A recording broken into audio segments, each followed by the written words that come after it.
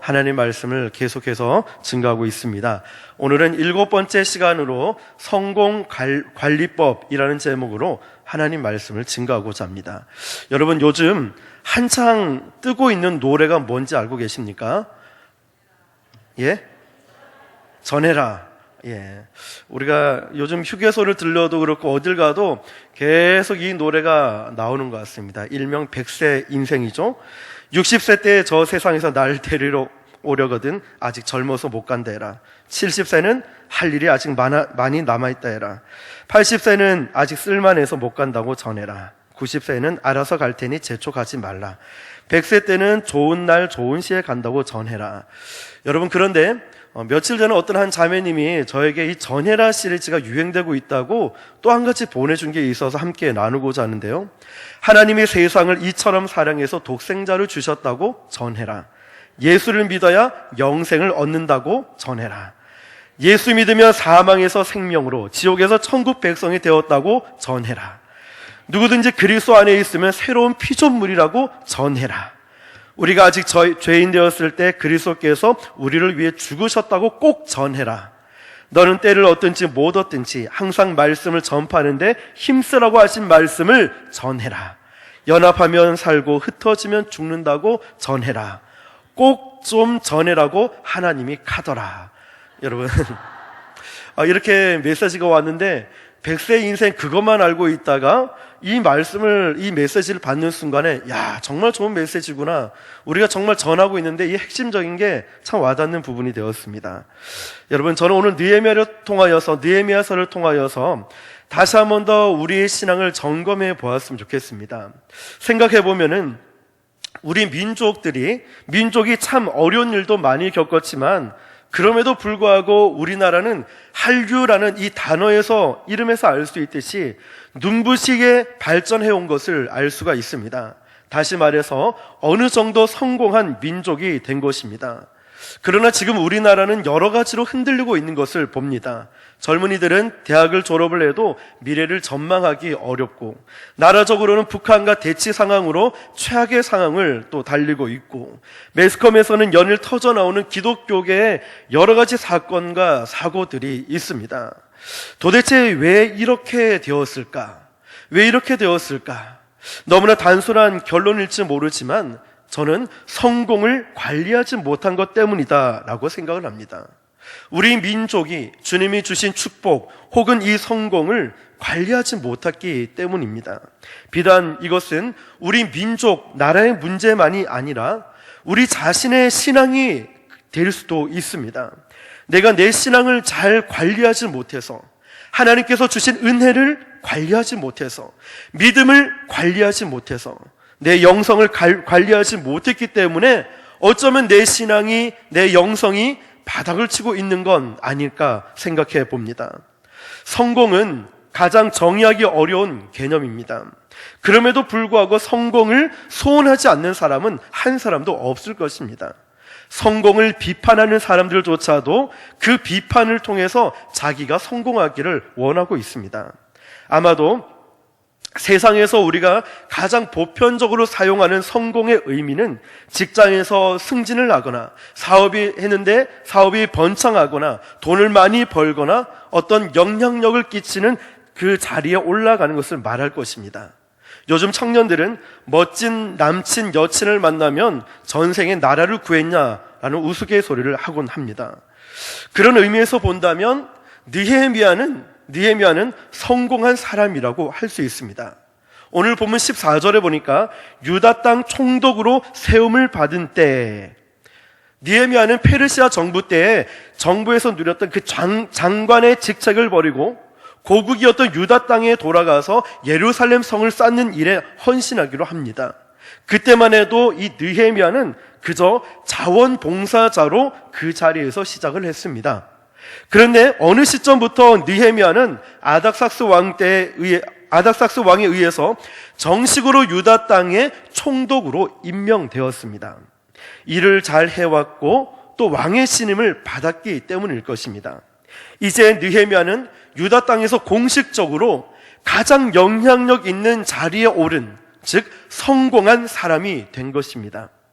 그러나 여러분, 느헤미야서 전체를 통해서 놀라게 되는 사실이 있습니다. 그것은 느헤미야가 계속해서, 즉 12년 동안의 성공의 그 자리에 머물러 있었다는 사실입니다.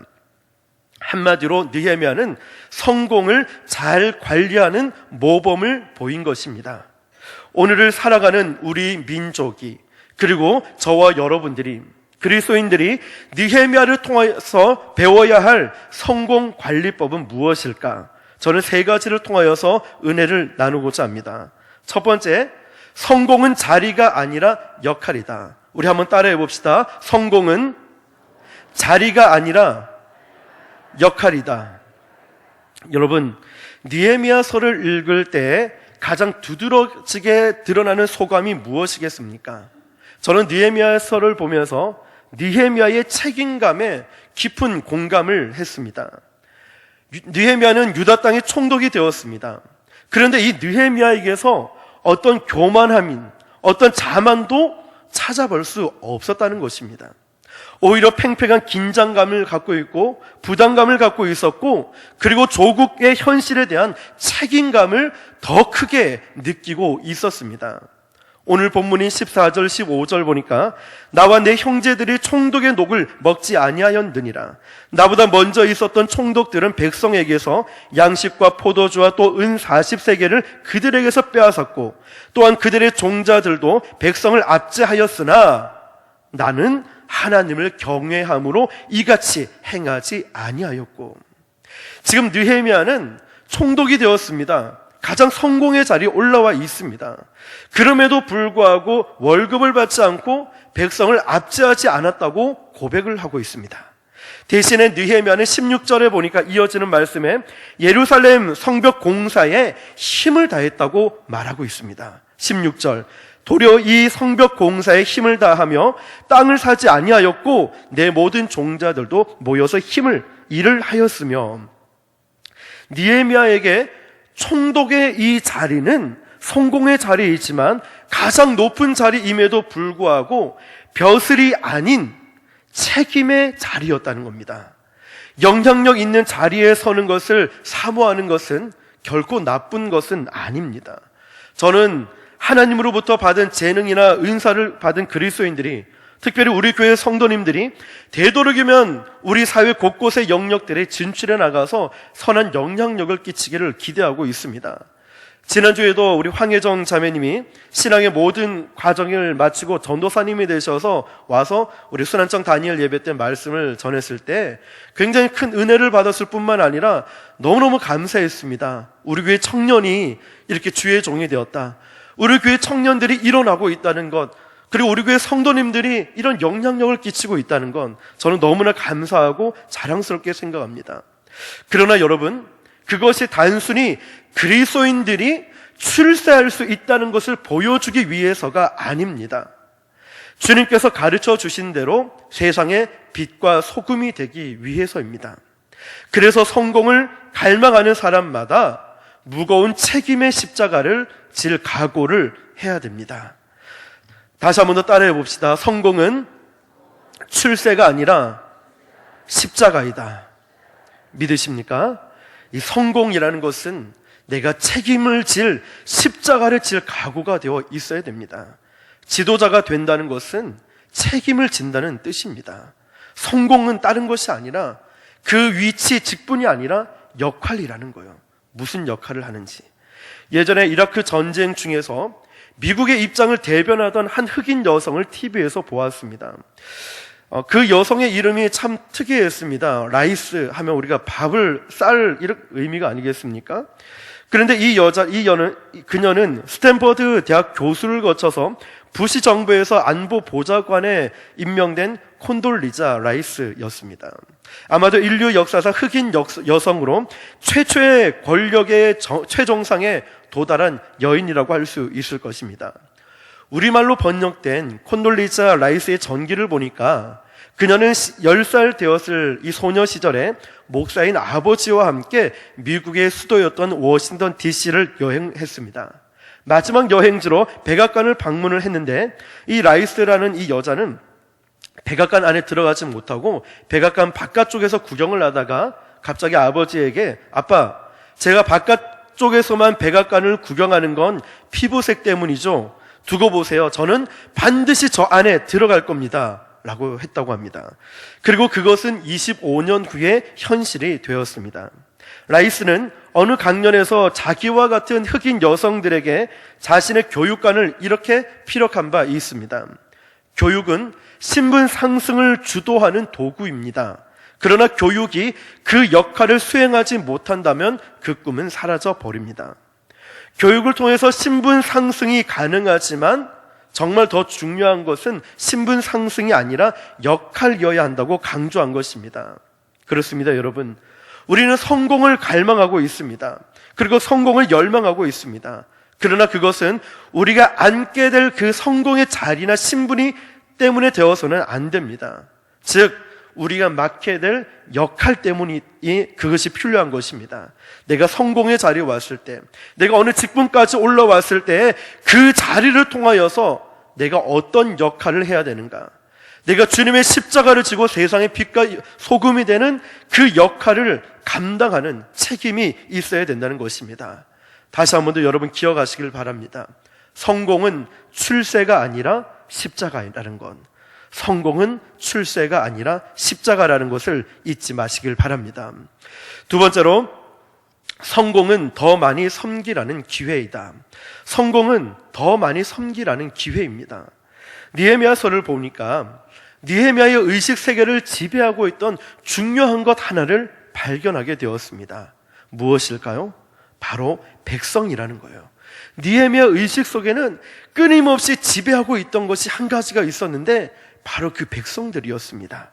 15절에서는 느헤미야는 나보다 먼저 있었던 총독들은 백성에게서 양식과 포도주와 또 은 40세겔을 그들에게서 빼앗았고 또한 그들의 종자들도 백성을 압제하였으나 라고 말합니다. 느헤미야는 백성의 현실을 직시한 지도자였다는 것을 알 수 있습니다. 이 백성들이 얼마나 고통을 당하고 있는지, 얼마나 아픔을 겪고 힘들어하고 있는지 현실을 직시한 지도자였습니다. 18절에도 마지막 부분 보니까 이 백성의 부욕함이 중함이었더라 말하고 있습니다. 이 때문에 느헤미야는 17절에서 그의 느헤미야 식탁에 손님이 몇 명이었습니까? 150명이 있을 만큼 나라와 백성을 섬겼지만 느헤미야는 총독의 녹을 요구하지 않았습니다. 이어지는 19절에 보니까 그 기도 중에 이런 기도를 합니다. 내 하나님이여, 내가 이 백성을 위하여 행한 모든 일을 기억하사 내게 은혜를 베푸시옵소서 고백합니다. 여러분, 느헤미야의 생각 깊은 곳에는 항상 그가 사랑하는 백성이 자리 잡고 있음을 볼 수 있습니다. 그들이 얼마나 고통당하고 얼마나 힘이 드는지, 얼마나 불쌍한 사람인지 하나님이여 이 백성을 위하여 기억하여 달라고 기도하고 있습니다.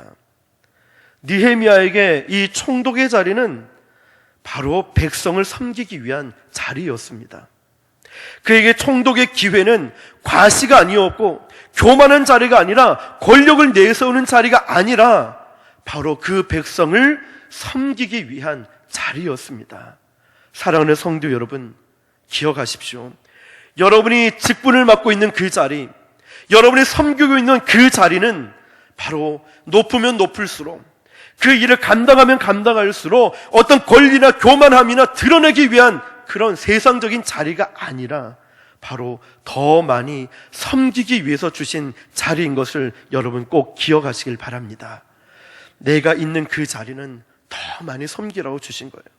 느헤미야는 지금 이 총독의 자리, 성공의 자리, 가장 높은 자리에 앉아서 그 권력을 드러낸 것이 아니라 더 많은 섬김의 기회로 여기고 있었던 것입니다. 그래서 느헤미야는 총독에 오르면서 가장 먼저 그는 고백을 합니다. 나는 이전의 총독들처럼 백성을 착취하는 총독이 되지 않겠다라고 결심하고 실천했습니다. 15절을 보니까 그는 왜 이렇게 실천해야 되는지 이유를 고백합니다. 15절을 보십시오. 나는 하나님을 경외함으로 이같이 행하지 아니하고, 할렐루야, 나는 하나님을 경외하기 때문에 저런 행동을 하지 않겠다. 하나님 앞에 서 있잖아요. 하나님 앞에 고백하고 있지 않습니까? 느헤미야가 총독으로서 백성을 섬기고 있는 것은 하나님에 대한 경외심 때문에, 그리고 그의 소명 때문에, 하나님을 너무너무 사랑하고 하나님이 나를 이렇게 사용하고 계신다는 것에 대한 감사함이 있기 때문에, 하나님을 경외하기 때문에 그들과 같이 행하지 아니하였다는 것입니다. 사랑하는 성도 여러분, 우리는 기억해야 됩니다. 내가 정말 하나님을 경외하고 하나님을 두려워하고 있는가? 다른 사람 지적할 거 없어요. 다른 사람 핑계 댈 거 없습니다. 누군 이렇더라 저 사람 저렇더라 말할 필요 없습니다. 내 자신을 봐야 돼요. 내 자신을. 왜냐하면 이미 앞서 9절에 보니까 우리는 하나님을 경외하는 가운데 행할 것이 아니냐 책망을 하고 있습니다. 왜냐하면 이 죄의 표면적인 현상, 지금 이 백성들 사이에서 만년된 이자놀이가 성행되고 있었다는 거예요. 고율의 이자놀이로 말미암아 심지어는 인간이 인간을 사고파는 노예화가 일어나고 있었던 것입니다. 그런데 느헤미야는 지금 이자놀이 하는 거나 사람들을 사고파는 문제, 여기에 집중한 것이 아니라 바로 더 깊은, 더 중요한 원인이 있다는 것을 결론을 지었다는 거예요. 다시 말해서 이 백성들이 하나님을 경외하지 않았기 때문에 이런 일들을 행하고 있다라고 결론을 지은 것입니다. 여러분, 우리에게도 문제가 있을 때, 어떤 사고가 터졌을 때 가장 먼저 점검해야 될 것은 왜 이런 문제, 왜 나에게 이런 문제? 문제는 환경에 집중할 것이 아니라 하나님께 집중해야 됩니다. 하나님을 바라보면서 하나님과의 관계 회복에 가장 우선순위를 둬야 됩니다. 믿으십니까? 하나님과의 관계가 깨지니까 이 다른 게 다 문제가 터지는 거예요. 그런데 우리는 거꾸로 생각하지 않습니까? 이 문제, 저 문제, 이런 일, 저런 일들 바빠서 못합니다. 힘들어서 못합니다. 아닙니다. 하나님과의 관계만 회복되어 보십시오.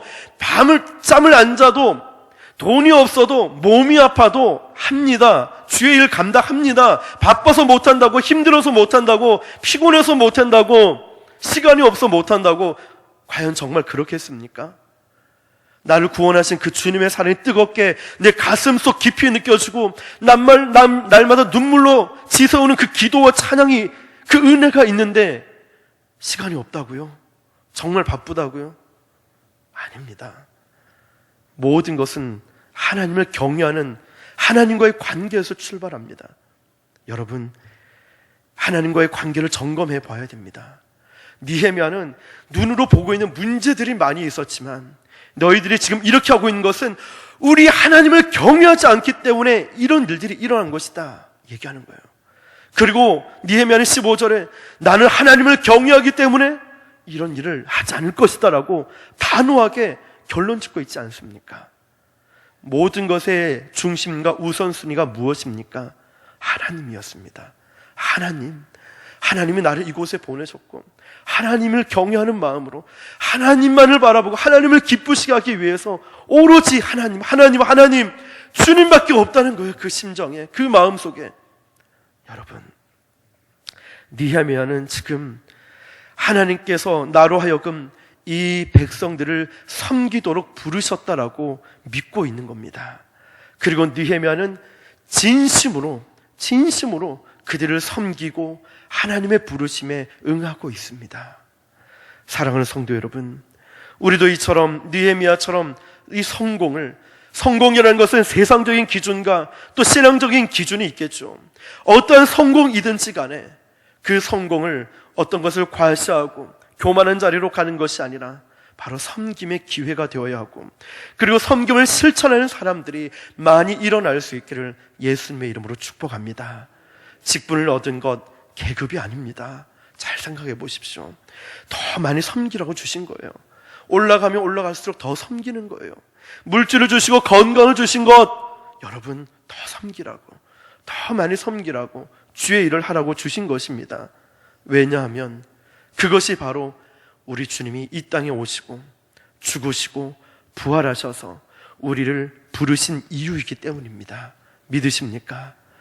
마가복음 10장 45절에 인자가 온 것은 섬김을 받으려 함이 아니라 도리어 섬기려 하고 자기 목숨을 많은 사람들의 대속물로 주려 함이니라. 여러분, 우리 주님이 그렇게 사셨습니다. 섬기기 위해서 오셨다라고 분명하게 말씀하고 계셨고 삶으로 보여주셨습니다. 그렇다면 우리는 어떻게 살아가야겠습니까? 그렇다면 우리의 삶은, 이 섬김은 선택이 될 수 없습니다. 선택하는 게 아닙니다. 섬기고 섬기지 않고, 이게 아니라는 것이죠. 섬김, 특별한 은사가 있고 특별한 사람에게만 주어진 것 아닙니다.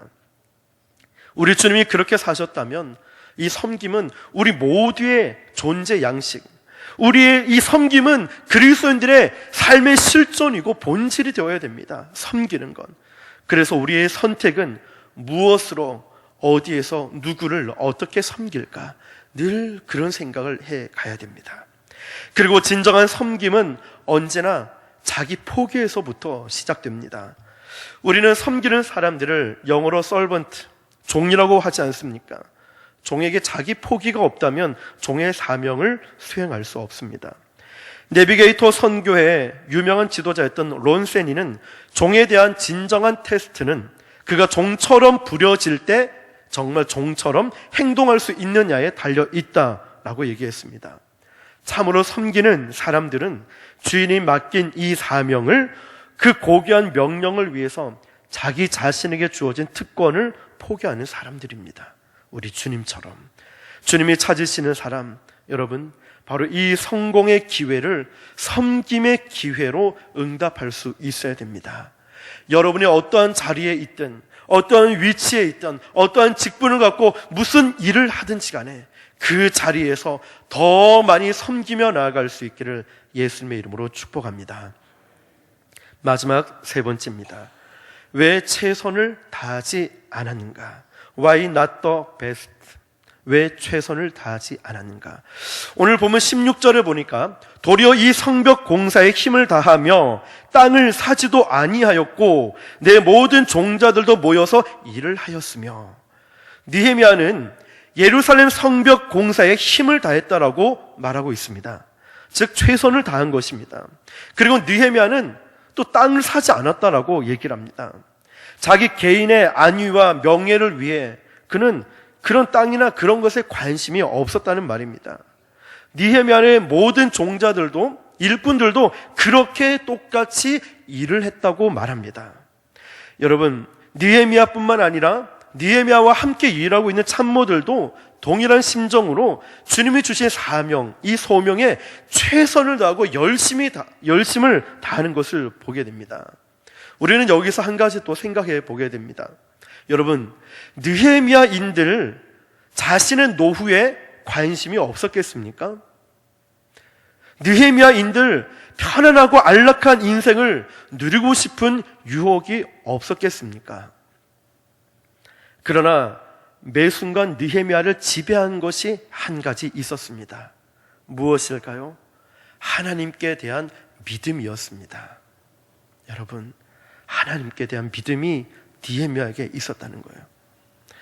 내가 최선을 다하면, 내가 주님이 주신 이 소명에 최선을 다하면 나머지는 하나님이 책임져 주실 것이야. 이것을 믿고 있었습니다. 우리는 그 증거를 그 느헤미야의 마지막 기도에서 찾아볼 수 있습니다. 19절을 우리 같이 한번 읽어보겠습니다. 시작. 내 하나님이여, 내가 이 백성을 위하여 행한 모든 일을 기억하사 내게 은혜를 베푸시옵소서. 아멘. 여러분, 느헤미야의 고백이죠. 기도죠. 내가 백성을 섬기는 일에 주님, 제가 최선을 다했으니까 나머지 제 인생은 주님의 은혜로 책임져 달라는 그 기도입니다. 여러분, 얼마나 정말 주님을 신뢰하고 있는 이 믿음이 느껴지십니까? 느헤미야는 이처럼 하나님을 경외하는 마음과 하나님을 두려워하는 마음과 하나님께서 모든 것을 책임져 주실 것이라는 이 믿음을 갖고 있었습니다. 사랑하는 성도 여러분, 저는 저와 여러분들에게 이런 느헤미야와 같은 하나님에 대한 이 믿음, 신뢰가 끊이지 않는 이런 큰 믿음이 있기를 예수님의 이름으로 축복합니다. 이런 믿음을 가질 수 있길 바랍니다. 그런데 여러분, 이것은 비단 느헤미야뿐만 아니라 사도 바울의 고백이었고 기도였습니다.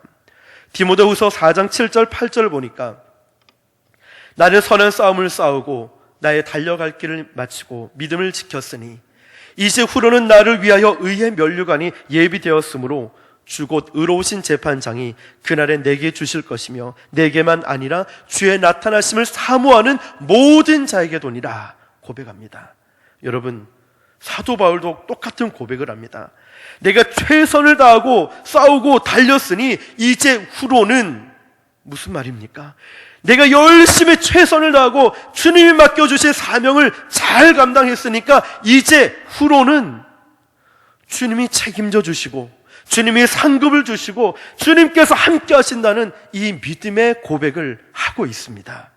그리고 그것은 자신뿐만 아니라 주님의 나타나심을 사모하는, 주님의 재림을 사모하는 모든 그리스도인들에게도 동일한 은혜와 역사가 일어난다고 말하고 있습니다.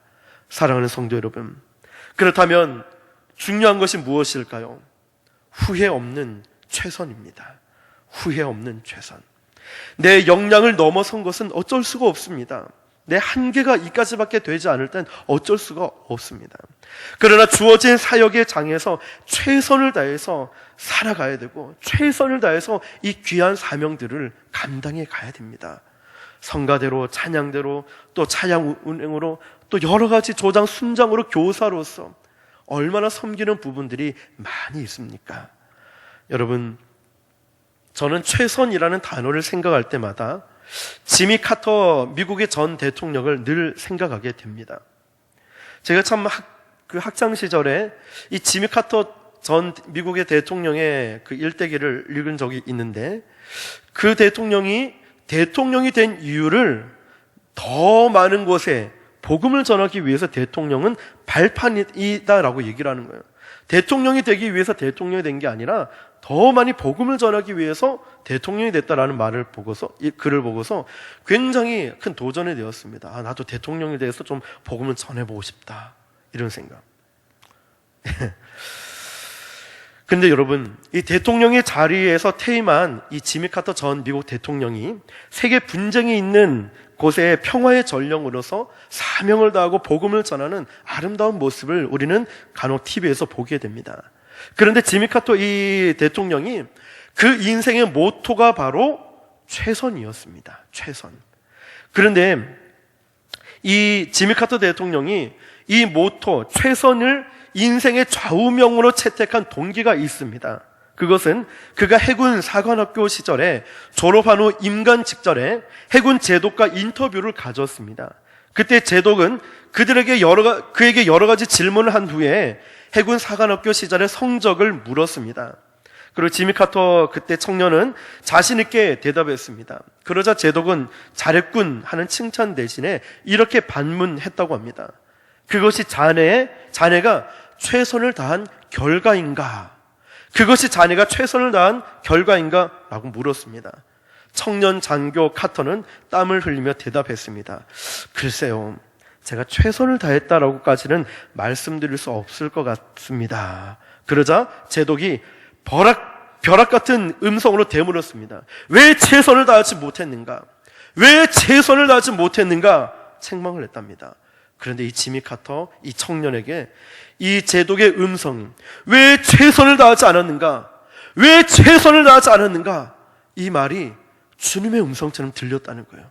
주님의 음성처럼.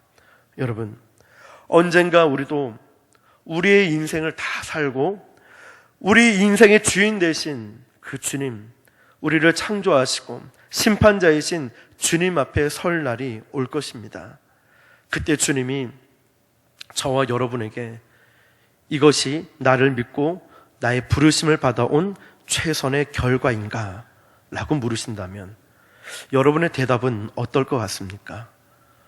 여러분, 정말 우리 인생의 마지막 날에 우리 주님께서 여러분에게 이것이 나를 믿고 나의 부르심을 받고 정말 살아온 인생의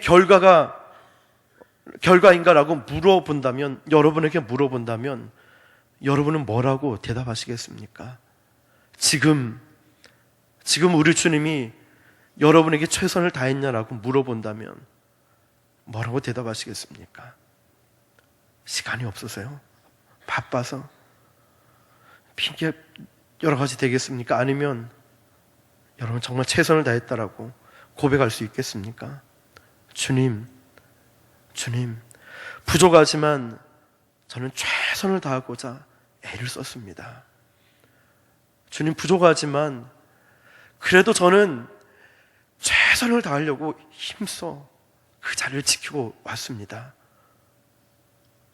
만일 우리가 주님 앞에 이렇게라도 고백할 수 있다면 우리의 인생은 성공적이었다고 우리 주님이 인정해 주실 것입니다. 이런 성공, 세상적인 성공이 아니라 바로 그 십자가, 바로 주님이 원하시는 그 자리에 있는 것, 바로 그것을 사모하는 저와 여러분 되시기를 축복합니다. 말씀을 정리하겠습니다. 느헤미야서 전체를 통해서 놀라게 되는 것은 느헤미야가 끝까지 믿음을 지키고 그 소명을 지키고 그 성공자로 머물러 있었던 사실입니다. 한마디로 그는 성공을 잘 관리하는 바로 모범을 보인 것입니다. 첫 번째가 성공은 자리가 아닙니다. 역할입니다. 직분이라는 어떤 자리가 아닙니다. 세상적인 성공이 아니라 역할입니다. 성공은 출세가 아니라 십자가입니다. 성공을 갈망하는 사람마다 무거운 책임에 이 십자가를 질 각오가 되어 있어야 됩니다. 권력으로, 명예로 교만한 자리에 있지 마십시오. 성공은 신분이 아닙니다. 역할입니다. 두 번째, 성공은 더 많이 섬기라고 주신 기회입니다. 여러분, 바로 주님이 맡겨주신 사명, 이제 내가 어떻게 그 사명을 감당하고 어떻게 더 많이 섬길까? 우리는 그것을 고민해야 됩니다. 왜냐하면 우리 주님이 그렇게 사셨기 때문입니다. 마지막 세 번째는 언젠가 우리도 주님 앞에 서게 될 그날에 주님이 나에게 물어보셨을 때 이것이 정말 최선의 결과인가? 라고 물어보셨을 때 여러분, 저와 여러분들은 이렇게 고백할 수 있길 바랍니다. 주님, 부족하지만 저는 최선을 다했습니다. 주님, 부족하지만 저는 최선을 다했습니다 라고 대답할 수 있기를, 저와 여러분이 그런 모습으로 살아갈 수 있기를 예수님의 이름으로 축원합니다. 기도하겠습니다. 살아계신 하나님 아버지, 느헤미야의 삶을 보고 그 믿음을 보면서 다시 한 번 더 우리의 인생이, 우리의 삶이 어떻게 살아가야 할지를 깨닫습니다. 느헤미야는 항상 하나님을 경외하고 하나님을 두려워하는 마음이 있었고 하나님 앞에서 사는 삶의 모습이 있었습니다. 그렇기 때문에 그가 성공자로, 그가 그 자리에서 믿음을 지켜가는 것을 보게 됩니다. 하나님, 다시 한 번 더 우리의 이 자리가 어떤 역할을 해야 되는지를 깨닫게 하여 주시고 십자가를 지고 더 많이 섬기며 최선을 다하며 이 맡은 사명 잘 감당할 수 있도록 인도하여 주시옵소서. 하나님께서 오늘 우리와 함께 하시고 우리를 새롭게 하시고 다시 한 번 더 우리에게 최선을 다할 수 있는 마음과 능력과 힘을 주심을 믿사오며 살아계신 예수님 이름으로 기도드립니다. 아멘. 함께 찬양합니다. 죽으면 죽으리라. 우리 가사를 잘 의미하면서 이 찬양의 고백이 나의 고백, 우리 모두의 고백이 될 수 있기를 바랍니다.